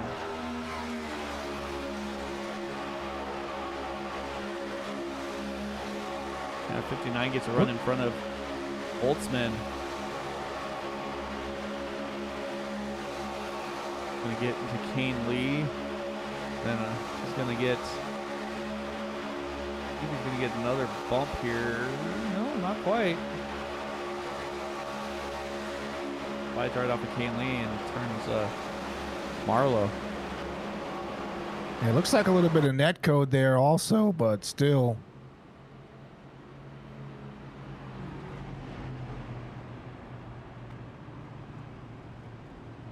I don't know that anybody really wanted to see that caution. Especially not Brian King. Yeah, Brian King didn't want to see it, but I don't think that outside line really did either. Because if now they're all spread out through the field and they're back in the field too. I mean, Tristan Bailey's going to be 10th, so.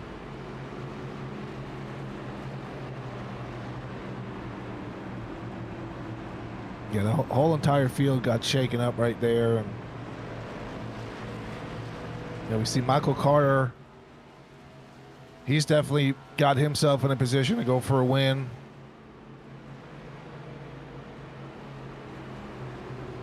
Looks like he's up 20 spots. Same thing with Kent Mueller. Yeah, Kent Mueller, Michael Carter, Anthony Ludi, Doug DeNice, Christopher Roth. All of them are up double-digit spots.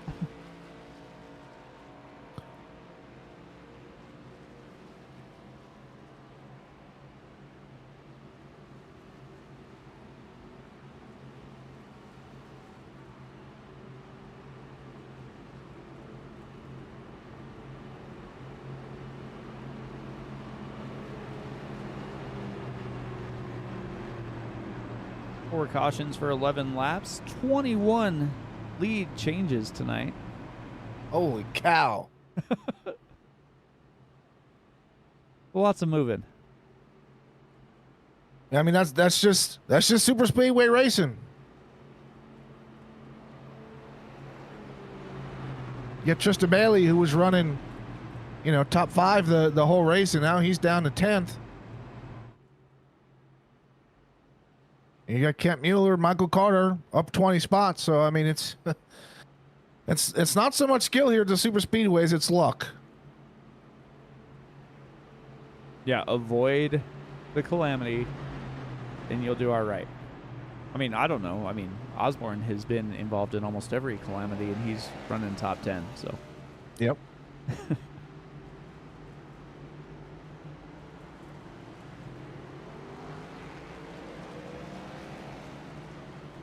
We'll get stacked up. Green-white checkered finish here. King, Howell, Mueller, Carter, Nice, Ludi, Burdick, Osborne, Roth, and Bailey.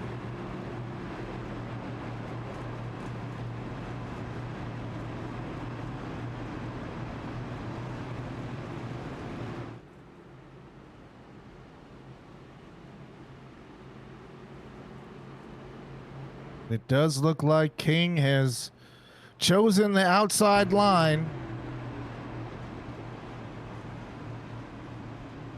It should be the preferred line. I was going to say, I mean, if you're restarting, that's great because you can kind of see if that inside line starts to go and kind of move down. But all depends on who's with you.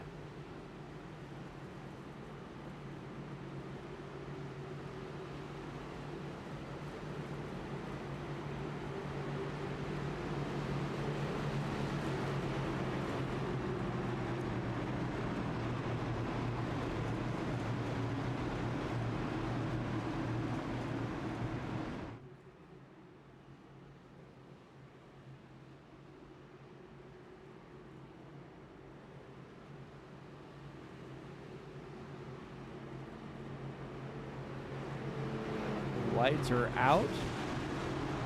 We'll get the green flag, and as long as we can make it back to the white flag, we'll race to the checkers.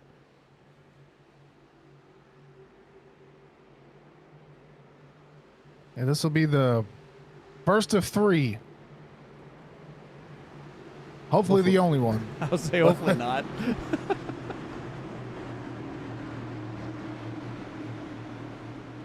Pace car is in. King with the button as they get ready to head to that restart zone. Everybody tightened up on the outside. Howell not giving them the inside at all. In the restart zone, down and away. Brian King gets a pretty decent run. Immediately goes to the bottom.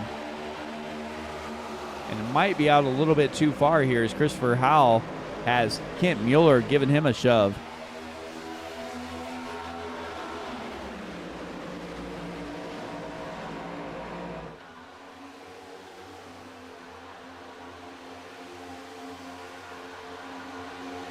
That inside line's got all the momentum now.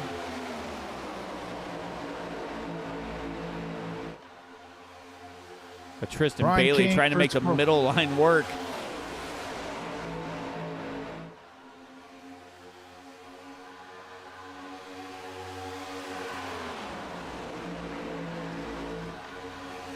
These top three, they're hooked up. King, Howell, and Mueller. White flag, White flag in is the out. air.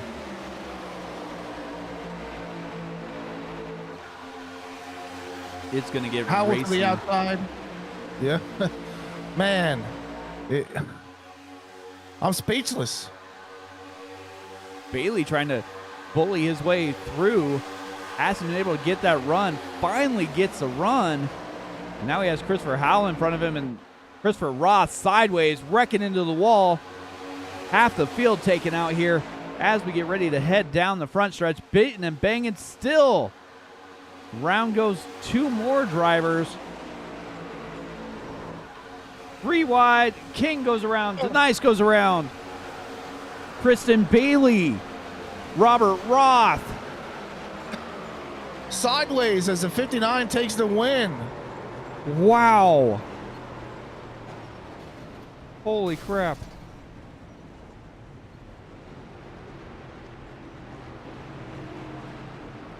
What in the world? That was just pure chaos right there. that was more than pure chaos. Wow. What in the world just happened?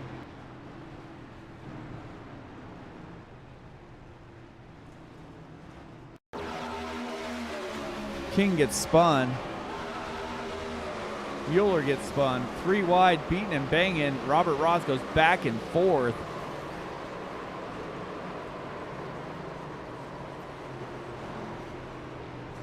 Wow.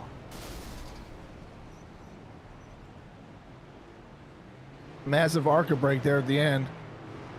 100%.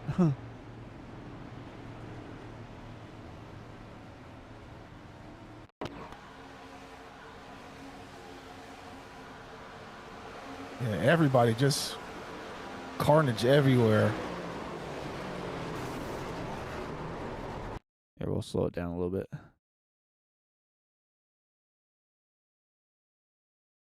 Looked like King went down near the block. Oh, But the 100%. 40 was already there. Yeah.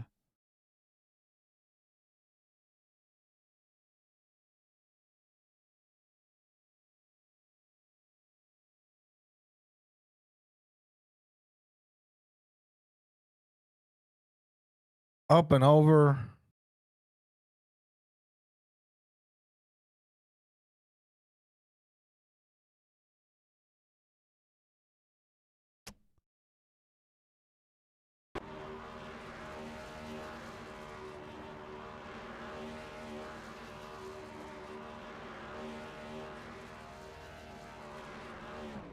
At least Robert Roth was able to make it back for his victory burnout.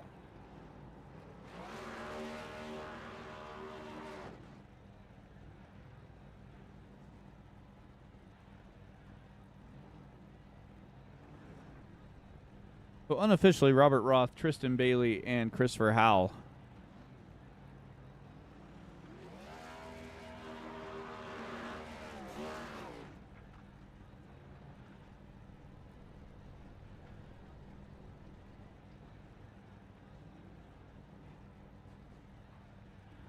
Let's see here.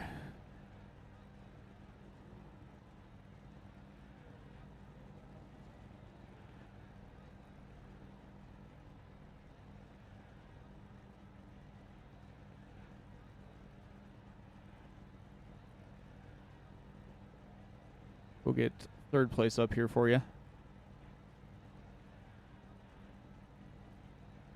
Yo, So- you should be with our 3rd place finisher.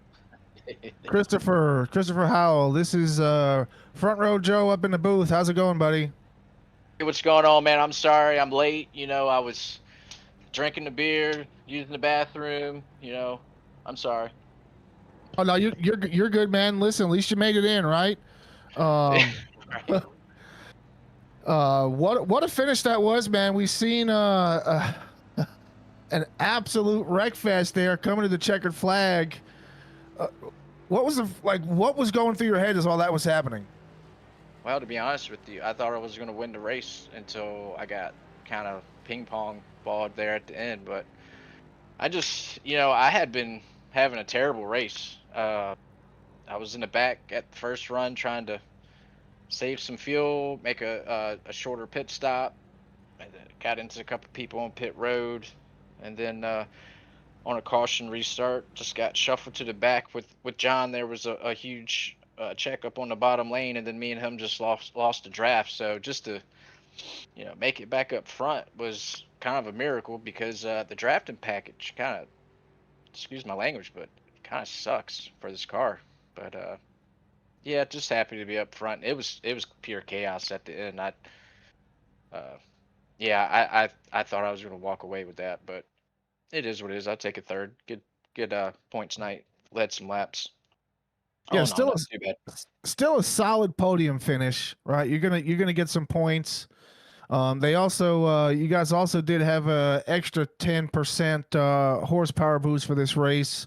Did that kind of play a factor in determining the outcome or how you're able to get runs and kind of move about the field? Well,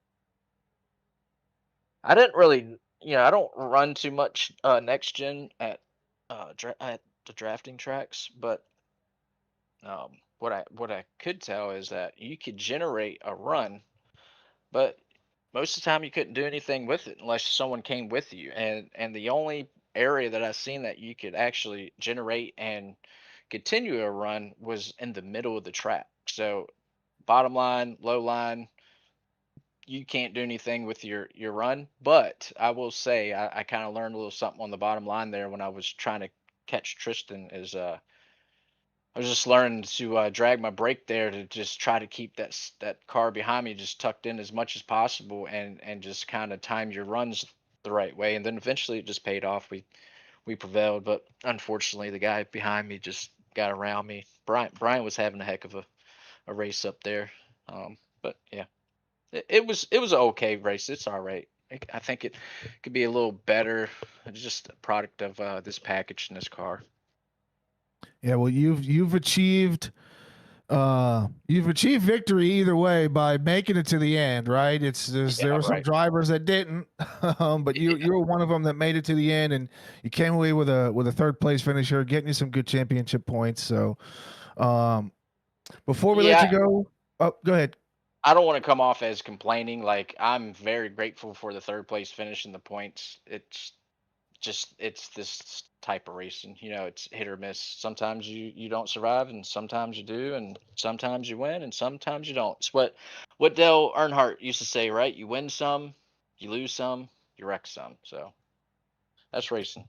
Yeah, absolutely it is. Especially Talladega, it's unpredictable. We were saying throughout the whole race how you can, start in the back, wake your way up front, start in the front, end up in the rear, and with you, being up 16 spots, you've kind of shown that you can be, back in the field and still make it up and give it a shot for the Yeah, win. So yeah. I mean, it's still possible to get up front. It's not like how it used to be. It's a lot harder because the aero games is it's just hard to play. Time your run and stuff, and you can stall pretty easily. All someone has to do is just like put some air on you in a way and stall your run. So yeah, it's just the nature, unfortunately, these next gen cars. So yeah. So, but yeah, before we let you go, we'll give you a chance to thank anyone you want to thank. Give a shout out. Anything you want to say for some last final words before we let you go. I just want to thank my teammate tonight, Jonathan Dominics. I know he got caught up in a couple wrecks. I think he had a very unfortunate night, but it is what it is. So I'm thankful for him for coming out. Shout out our team, Keystone Motorsports Group. Let's see who else. I thank my wife, my kids. Also, I want to thank you guys for broadcasting. Y'all do a pretty good broadcast every week. Also, want to thank all the league admins. They work really hard on it with this league, and and fixing the setups if they're not quite right, adding power, messing with gearing, stuff like that, but nothing too drastic. So yeah, I just want to thank the league admins, the league owner, and I think that's really about it. I don't think I have anybody else to thank, but yeah, just looking forward to next week and see how the points shake up. I'm not even sure where we're Absolutely. at next week. We're at Kansas next week, Oh, okay. All right. Yeah, I like Kansas. and it's a special paint scheme, NFL theme, so it should be quite interesting. Oh man, I'm a Carolina Panthers fan. Ashamed to say that, I guess, but yeah, that'd be a good looking car. Some silver and black, some blue, Carolina blue. It sure will. Well, you, ladies and gentlemen, your third place finisher, Christopher Howell. Christopher, congratulations on your finish, and we will see you next week at Kansas. All right, thank you, you gentlemen. Have a good night. All right. I will bring in Tristan. Man, how's it going, man? You there, Tristan? Yeah, my bad, Mac. Pretty good, I guess. That was a crazy finish there. Yeah. Looked like it was more of a demo derby coming to the checkered there, but you were able to survive and get P2. Kind of had the catbird seat for a little while there, and then that outside lane kind of evaporated, and you wound up getting pinned back outside the top 10 for that final restart. What was kind of going through your mind there on that green-white checker? It was weird because it was like if you kept a bubble between you and the guy in front of you, you would go just as fast or faster than when they linked up. So that's what we kept doing in the outside lane. But I don't know if something happened to Evan there when we were in that last couple last 20 lap run or whatever it was. But I don't know, man. That restart, I was just like, I just got to take every run I can get. Pretty much, I was hoping to at least finish top 5. And I feel bad for like 8's is Ken, ain't it? Yeah, 8. Yeah. Kent Mueller, yeah. Yeah, I feel bad for Ken. I thought I was low enough on him. I didn't know I was right there at his quarter panel. And I spun him on accident. Did not mean to do that on purpose at all. But yeah, it was just pretty much seemed to come out to be every man for herself there at the end. Yeah, it definitely looked like it. You guys, you had your teammates up there for quite a while. All 4 of you running nose to tail, and were able to make it work. And after you guys kind of got broke up, it kind of went away, and everybody went for themselves. But you still walk out of here with a second place finish. Anything else you want to add, or anybody you want to thank before we get you out of here tonight? I just want to know, did you get Ryan McCall rigging again on pin entry? I probably did see that. Yeah, I didn't go. Okay, because it'd be I 2 didn't weeks go- in a row. Yeah.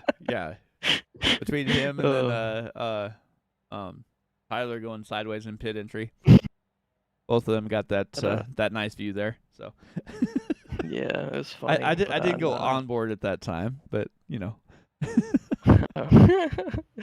But no, just thanks to my wife, she's watching, and my grandmother and mom for watching, and thanks you guys for broadcasting, and thanks Adam for running the league, and not that I want to finish second. I'd rather push Kent, but like I said, I thought I was lower than him. Other than that, it is what it is. Talladega for you. Definitely. Well, we'll see you next week. I believe we're at Kansas, so. Ready for that week. Definitely, man. Well, congrats again, and we'll talk to you later. Thank you. Have a good one. All right, Joe, I will let you talk to our winner, Robert Roth. Oh, Robert Roth, this is Front Row Joe up in the booth. How's it going, man? Hey, I'm still just trying to figure out how I got here. Especially after the way it started. I mean, we all ran that long run and came in for a pit stop. I overshot my pits like 3 times, couldn't get backed up, so I came out and didn't have nobody to draft with. And then Thankfully, my brother blew his engine. It brought the yellow out, so it let me catch back up. And then from there on, just kind of teamed up with Southern Alliance and our other partner from Lone Wolf Racing there, and just tried to stick together so we could hopefully control some of this race, because we don't have the the teammates, the cars in our team to run with some of these guys on the super speedways. Yeah, it's definitely challenging when you don't have the numbers, especially on the super speedway tracks. But you've got your first win here in Elite Cup racing, and it was a spectacular finish. Was it? Yeah, I'm can't wait to go back and watch it there. So it was, the whole on that last restart is once we got rolling, the center kind of opened up there, and I seen Adam, beforehand earlier on, he used that center and pretty much ran up on everybody all by himself. So I figured I'd stick it down there and see what happens. Got a few people to go with me, and then the number 9, I think Tristan dropped down in front of me, so I was pushing him, and then I don't know, right there towards the finish, it just kind of opened up. And I don't know if there's 3 of us or 4 of us going for it there, but all I know is it looked like I was out in front, and then all of a sudden when I crossed the finish line there, it put my name up. So, hey, I got one for my first win here at ECR, and I've been here now. I think this is my 4th season with them. So these things are definitely hard to come by. Yeah, especially with all the competition. And then you throw in these races that are extremely unpredictable, especially here at Talladega. And you were actually almost sideways going across the start finish line. It was you, Tristan Bailey, and Christopher Howell that were pretty much side by side. It was almost a drag race, but you still came away with the win, and you finished up 16 spots, I believe, from where you started. So, awesome job. We congratulate you on the win, and we'll give you an opportunity to give your shout outs and thank anyone you want to thank before we let you go.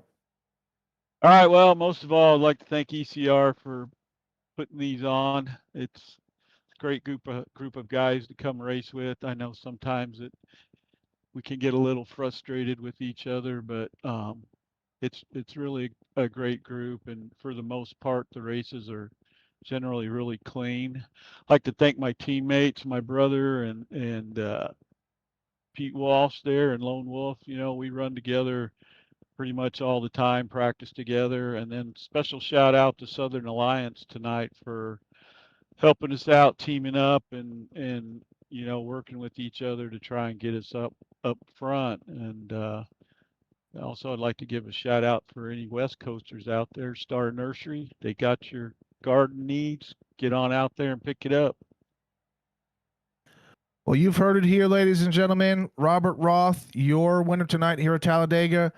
Robert, congratulations on the win, sir, and we will see you next week at Kansas. All right, man. Everybody be safe. God bless.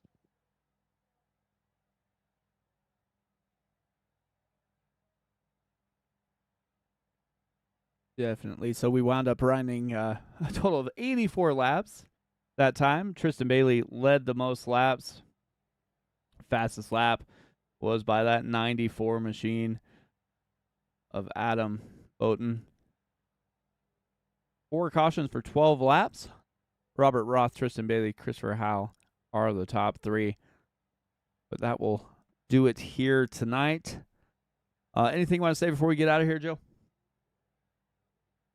Man, these guys in Elite Cup Racing, they put on a phenomenal show.